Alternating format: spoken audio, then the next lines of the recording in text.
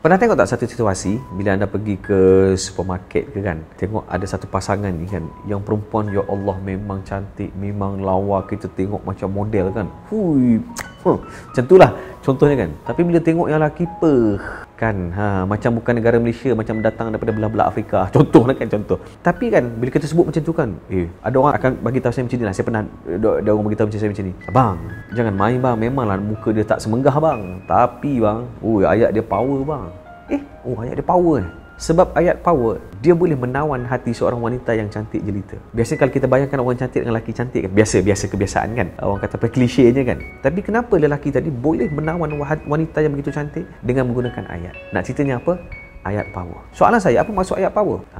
Ayat power adalah ayat yang memenuhi keperluan emosi manusia. Manusia ni ada keperluan emosi. Dan setiap orang ada keperluan emosi masing-masing. Bahkan manusia dia akan mencari keperluan emosinya. Sebab tu kadang-kadang kita tengok kan, ada orang dia tak dapat keperluan emosinya di rumah, apa dia buat? Dia cari di luar kan. Sebab apa? Dia keperluan emosi. Dia memerlukan layanan emosi. Jadi sebab itu tuan-tuan sekalian, keperluan emosi ni adalah sesuatu yang fitrah pada manusia. Saya bagi contoh macam inilah. Tuan-tuan bayangkan Nabi Adam AS duduk dalam syurga Allah SWT penuh dengan nikmat. Tapi apa berlaku? Masih lagi ada rasa kosong pada jiwanya. Bukan kosong lah, maksudnya masih lagi ada rasa macam bila melihat kepada dua ekor burung yang berterbangan berpasangan, dia rasa macam jenak macam tu. Nak ceritanya apa? Dalam syurga pun masih lagi rasa macam nak juga pasangan. Apatah lagi kita di dunia ni, kalau kita tengok orang kaya raya macam mana sekalipun, bila sudah tidak ada emosi dalam rumah tangga, apa berlaku? Bercerai. Nak ceritanya apa? Manusia mencari keperluan emosi. So ayat yang power ni macam mana? Simple je sebenarnya. Ayat power ni adalah ayat memenuhi keperluan emosi. Bagaimana contoh? Suami balik daripada kerja, isteri sambut. Bang, macam mana kerja? Okey. Nampak tak? Simple je ayat tersebut, tapi very powerful.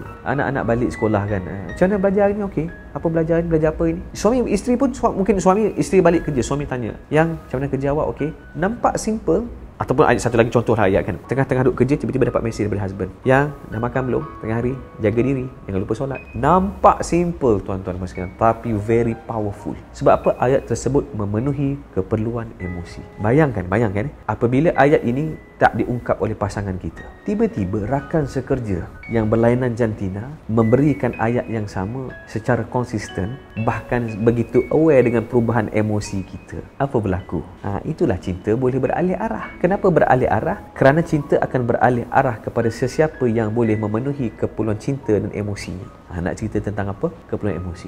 Sebab itu, soalan saya kepada anda, adakah anda sudah memenuhi keperluan emosi pasangan? Tapi bila saya tanya soalan ni, dia kata, apa ni Cik Fazli, asyik kita je orang perempuan saja asyik nak kena memenuhi keperluan emosi lelaki. Orang lelaki tak ada pula nak layan kita, nak memenuhi keperluan emosi kita, tanya khabar, asyik kita je. Saya nak pesan kepada semua, sebenarnya tidak ada perbezaan lelaki dan perempuan, walaupun ada beberapa kajian psikologi. Cuma saya nak cerita macam ni, kalau kita sayang, kenapa kita tak penuhkan emosi pasangan kita? Tapi kalau kita anggap take for granted, mengambil mudah, jangan salahkan sesiapa apabila ada orang lain yang memenuhi keperluan emosi pasangan kita, menyebabkan kita hilang cinta yang sepatutnya kita miliki. Oleh sebab itu teman sekalian, usahalah macam mana cara untuk kita memenuhi keperluan emosi. Saya akan cerita dengan lebih detail kalau ada kesempatan mengenai dengan bagaimana untuk kita memenuhi keperluan emosi pasangan kita. Ayo sama-sama kita penuhkan, insya-Allah.